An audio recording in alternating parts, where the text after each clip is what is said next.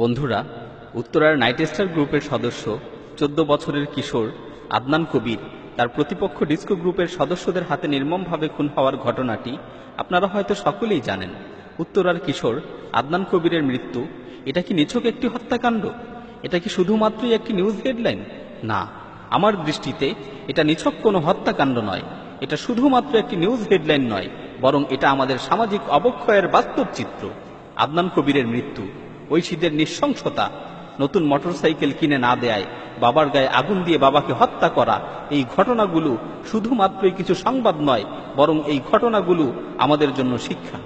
এই ঘটনাগুলো আমাদের ডাক দিয়ে বলছে, তোমরা যেই পরিবেশে তোমাদের সন্তানদের বড় করছো, তোমরা যেই পরিবেশে তোমাদের সন্তানদের লালন পালন করছো, এগুলো সেই পরিবেশেরই ফসল। এই ঘটনাগুলো আমাদের স্পষ্ট ভাষায় জানিয়ে দিচ্ছে, শুনে রাখো, আজকে তো আদনান কবির নিহত হলো, আজকে তো নতুন মোটরসাইকেল কিনে দেওয়ার জন্য ফারদিন তার বাবার গায়ে আগুন ধরিয়ে দিল, আজকে তো মাদকের নেশায় বুঁদ হয়ে ঐশী তার বাবা মাকে হত্যা করলো। শুনে রাখো, আগামীকাল তোমাদের পালা। এই সমাজ ব্যবস্থা এভাবেই চলতে থাকলে, এই শিক্ষা ব্যবস্থা এভাবেই চলতে থাকলে আগামীকাল তোমাদের সন্তানেরা এলাকার গ্যাংস্টার হতে যেয়ে প্রতিপক্ষের হাতে নিহত হবে। তোমাদের সন্তানেরাও নতুন মোটরসাইকেলের জন্য তোমাদের গায়ে আগুন ধরিয়ে দিবে। তোমাদের সন্তানেরাও ঐশীর মতো নিজ হাতে তোমাদের হত্যা করবে। সমাজ থেকে ইসলামী সভ্যতাকে যতটা দূরে ঠেলে দেয়া হচ্ছে, সমাজের নৈতিক অবক্ষয় ততটাই বৃদ্ধি পাচ্ছে। জঙ্গিবাদ মোকাবেলার নামে পাড়া মহল্লায় আরো বিনোদনের আয়োজন করো। ছেলে সন্তানদেরকে গান, মুভি আর হিন্দি সিনেমায় ডুবিয়ে রাখো।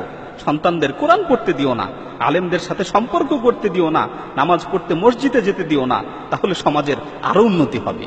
ছেলে সন্তানদের রাসূলের সুন্নাত দাঁড়ি রাখতে দিও না। ছেলে সন্তানকে ডিজে হতে দাও, ছেলে সন্তানকে আল্লাহ ভীরু হতে দিও না, ছেলে সন্তানকে ভিলেন হতে দাও, তাহলে তোমাদের সুদিন ফিরে আসবে। ও বাবা মায়েরা, আর কতগুলো সন্তান নষ্ট হলে আপনারা বুঝবেন যে আপনারা কোন সমাজে বসবাস করছেন। আর কতগুলো সন্তান আদনান কবিরের মতো নিহত হলে আপনাদের বোধোদয় হবে। আর কতগুলো সন্তান ঐশীর মতো বাবা মাকে হত্যা করলে আপনাদের হুঁশ ফিরে আসবে। আর কতগুলো সন্তান এভাবে নষ্ট হলে আপনারা বুঝবেন আপনাদের সন্তানদেরকে আপনারা কোন সমাজে প্রতিপালন করছেন। প্রিয় বাবা মা, একটু ভেবে দেখুন, আপনাদের কলিজার টুকরো সন্তানকে আপনারা কিভাবে প্রতিপালন করছেন, আপনার কলিজার টুকরো সন্তানকে কোন শিক্ষায় শিক্ষিত করছেন। সুতরাং আসুন আমাদের সন্তানদের কোমল হৃদয়গুলোকে ইসলামের আলোয় আলোকিত করি।